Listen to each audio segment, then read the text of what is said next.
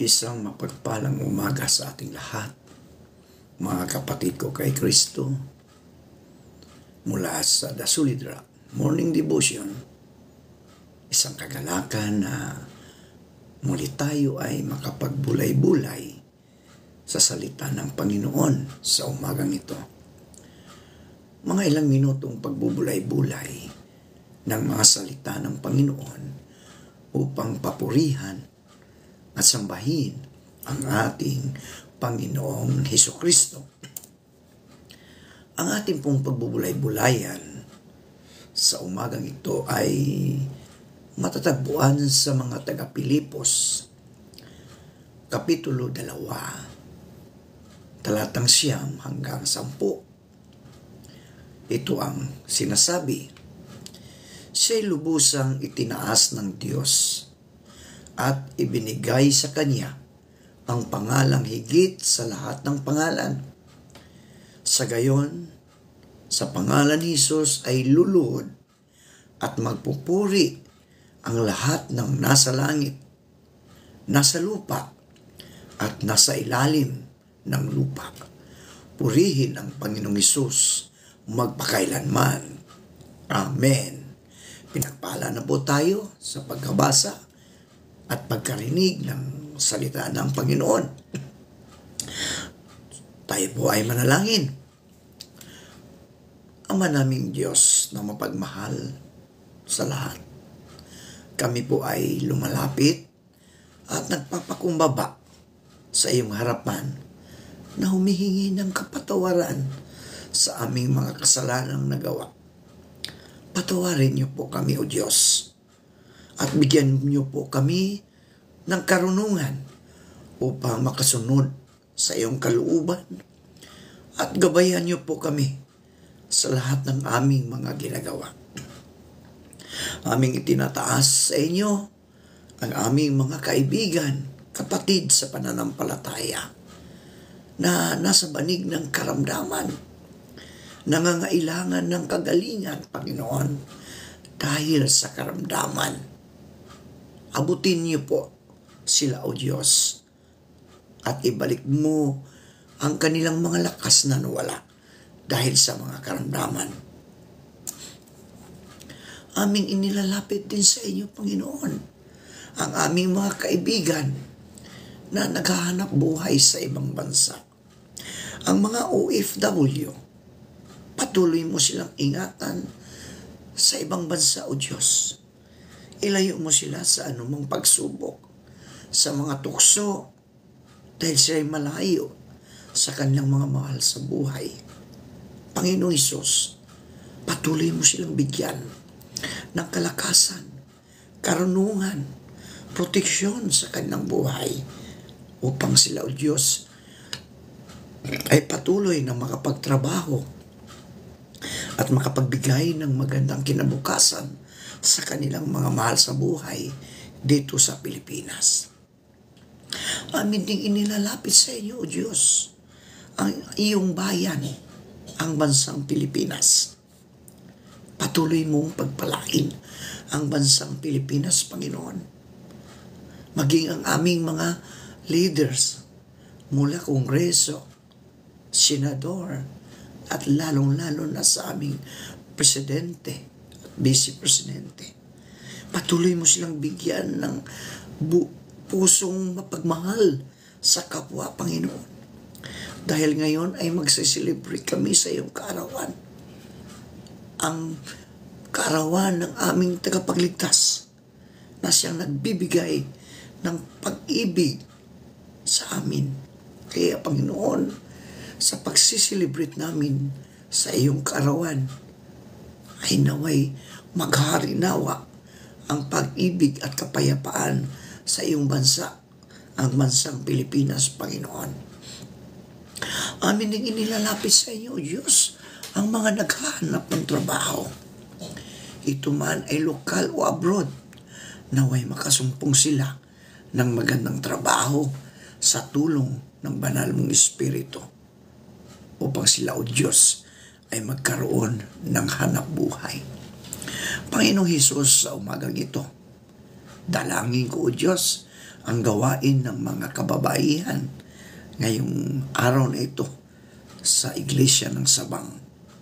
Pagpalain mo po ang lahat ng mga nangunguna, maging ang mga kababaihan na tumuloy o magpunta upang makipag-fellowship sa bawat mananampalatayang kababaihan, Lord. Pagpalain mo sila at ingatan mo hanggang matapos ang kanilang fellowship, Panginoon.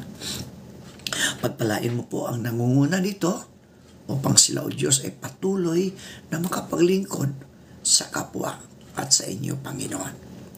Panginoong Hesus, sa umagang ito, patuloy kong itinataas sa inyo ang bawat isa na naroon sa mga pagsubok sa buhay. Ikaw, O Diyos, ang siyang magbigay sa kanila ng kaayusan. Ikaw ang magbigay sa kanila ng pangangailangan. Ito man ay pinansyal, spiritual, emotional. Panginoon, ikaw ang Diyos na aming sinasamba. Kaya ulod sa iyo kami nakasandig, Panginoon. Dahil ikaw, ang pangako mo, Panginoon, hindi mo kami iwanan ni pabayaan man. Ano man ang aming kalagayan sa buhay, kapag kami, O Diyos, ay tumatawag sa inyo, nariyang ka, sumagsagot. Dahil hindi mo kami iniiwan ni pinabayaan man. Maraming salamat po. Ito ang aming dalangin sa pangalan ni Jesucristo na aming Diyos at tagapagligtas. Amen. Jesus ang tagapagligtas. Yan. Yun po ang pamagat ng ating pagbubulay-bulayan ngayong umaga. Kung may isang pangalan na punong-puno ng kahalagahan, yun ay ang pangalang Jesus. Sinasabi ng kasulatan na binigyan ni si Jesus ng pangalang higit sa lahat ng pangalan. Sa gayon, sa pangalan ni Jesus ay luluhod at magpupuri ang lahat ng nasa langit, nasa lupa, at nasa ilalim ng lupa. Bakit napakamakapangyarihan ng pangalan ng Panginoon? Ano ang ibig sabihin ng pangalang Jesus? Ang pangalang Jesus, mga kaibigan, na ibinabalita ni Jose kay Maria sa pamagitan ng mga anghel. Ayon sa Matthew 1:21, magsisilang siya ng isang batang lalaki at Jesus ang ipapangalan mo sa sanggol sapagkat ililigtas niya ang kanyang bayan sa kanilang mga kasalanan. Sa Lucas 1:31, at narito, maglilihi ka sa iyong tiyan at manganganak ka ng isang lalaki at tatawagin mo ang kanyang pangalang Jesus. Ay nangangahulugang si Yahweh ay nagliligtas o si Yahweh ang kaligtasan. Isinalin mula sa Hebreo at Aramiko, ang pangalang Jesus ay naging Yeshua. Ang salita ay kombinasyon ng Yah, isang daglat para sa Yahweh, ang pangalan ng Diyos ng Israel, ayon sa Exodus 3:14, at sinabi ng Diyos kay Moses, Ako yaong ako nga. At kaniyang sinabi, ganito ang sasabihin mo sa mga anak ni Israel. Sinugo ako sa inyo ni ako nga. At ng pandiwang Yasa, na ang ibig sabihin ay pagliligtas, pagpapalaya, o iligtas.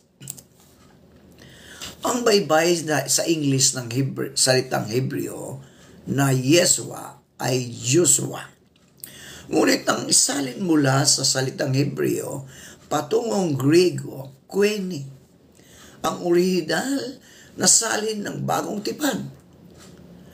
Ang pangalang Yeshua ay naging Licious. Sa English, ang Licious ay naging Jesus. Kaya, ang Yeshua at ang salin sa English nito na Joshua at Jesus ay nangangahulugang si Yahweh ay nagliligtas o si Yahweh ang kaligtasan. Ang pangalang Jesus ay popular sa Hudiyan noong unang siglo. Dahil dito, laging tinatawag ang ating Panginoong Hesus na taga Nazaret para mabukod siya sa ibang Hesus din ang pangalan at malaman ng tao na siya ang Hesus na taga Nazaret, Galilea. Sa kabila ng pagiging pangkaraniwan ng pangalang ito, ang pangalang Hesus ay napakahalaga. Napakahalaga. Isinugo ng Diyos si Jesus para sa isang particular na layunin at ang kanyang personal na pangalan at nagtataglay ng misyong ito. Gaya ni Josue sa Lumang Tipan na nanguna sa bayan ng Diyos sa tagumpay laban sa mga Kananeo. Ang Yeshua o Jesus naman sa Bagong Tipan ay nanguna sa kanyang bayan sa tagumpay laban sa kasalanan at sa kanilang spiritual na kaaway. Sinabi sa Galatia 4:4 hanggang 5, ngunit nang sumapit ang tamang panahon, isinugo ng Diyos ang kanyang anak at isinilang ng isang babae at namuhay sa ilalim ng kautusan upang palayain ang mga nasa ilalim ng kautusan. Sa gayon, tayo'y maituturing na mga anak ng Diyos. Isinugo ng Diyos si Jesus para iligtas tayo. Ang kahulugan ng pangalang Hesus na si Yahweh ay nagliligtas, ay nagpapahayag ng kanyang misyon na magligtas at magpalaya at sa kanyang pagkakakilanlan bilang tagapagligtas ng sangkatauhan. Gayon din naman, binibigyan diin ng pagiging pangkaraniwan ng pangalang ni Jesus ang kanyang pagkatao at kapakumbabaan. Hinubad ng Diyos o hinubad ng anak ng Diyos ang kanyang kaluwalhatian upang maging isang taong mapagpakumbaba. Ang pangalang Jesus ay mahalaga dahil sa kahulugan nito at dahil sa sinisimbolo nito. May otoridad at kapangyarihan si Jesucristo at ang pangalan na ibinigay sa kanya. Higit sa ibang mga pangalan, iniuugnay ang pangalang Hesus sa kanyang natatanging karakter, katangian at gawain gaya ng ating makikita sa mga sumusunod na biblical na katotohanan. Sa pangalan lamang ni Jesus, may kaligtasan. May kaligtasan tayo, mga kaibigan. Si Jesus ang bato na itinakwil ng mga tagapagtayo na naging batong panulukan. Sa kanya lamang matatagpuan ang kaligtasan, mga kaibigan, sapagkat walang ibang pangalan sa buong daigdig na ibinigay ng Diyos sa mga tao upang tayo ay maligtas. Si Jesus ang tinutukoy na bato sa talatang ito ng kasulatan. Ang bato na itinakwil ninyong mga tagapagtayo ng bahay ang siyang naging batong pundasyon. Walang sinuman sa mundong ito ang makapagliligtas sa atin, kundi si Jesus lamang. Walang iba, ang Panginoong Hesus, ang siyang tagapagligtas o makapagliligtas sa atin, mga kaibigan. Ako ang daan, ang katotohanan, at ang buhay. Walang makakarating sa Ama, kundi hindi sa pamagitan ko. Amen. Pero, ang nasa aklat ng ito'y isinulat upang sumampalataya kayo na si Jesus nga ang Kristo, ang anak ng Diyos.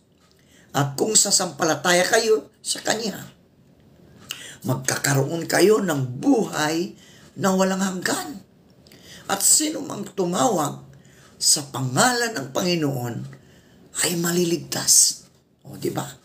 Mga kaibigan, sino man ang tumawag sa pangalan ng Panginoon ay maliligtas. Ang sino mang ang sino mang hihingi ng tulong sa Panginoon ay maliligtas sa parusang darating. Sapagkat ayon sa sinabi ng Panginoon, may matitirang mga Israelita sa bundok ng Sion, ang Jerusalem. Sila ang mga pinili ng Panginoon na maliligtas. At ganyan ang mga ilan sa inyo, mga kaibigan. Ngunit nangahugasan na tayo. Ngunit binanan na tayo.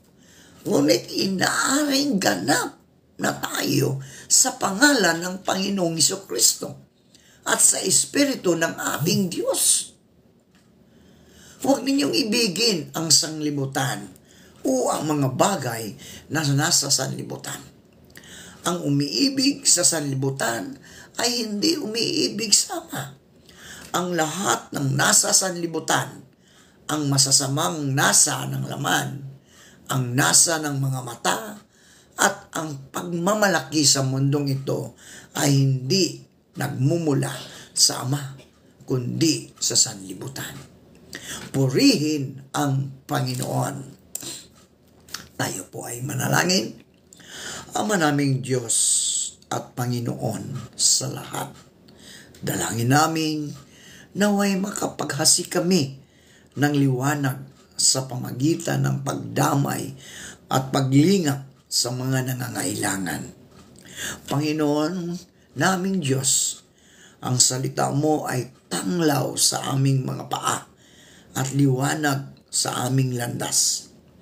Nawa ang dulot mong liwanag ay pumawi sa dinaranas na karimlan sa aming puso, sa aming mga angkan, at sa aming lipunan. Sa pangalan ni Jesus na aming tagapagligtas. Amen. Amen.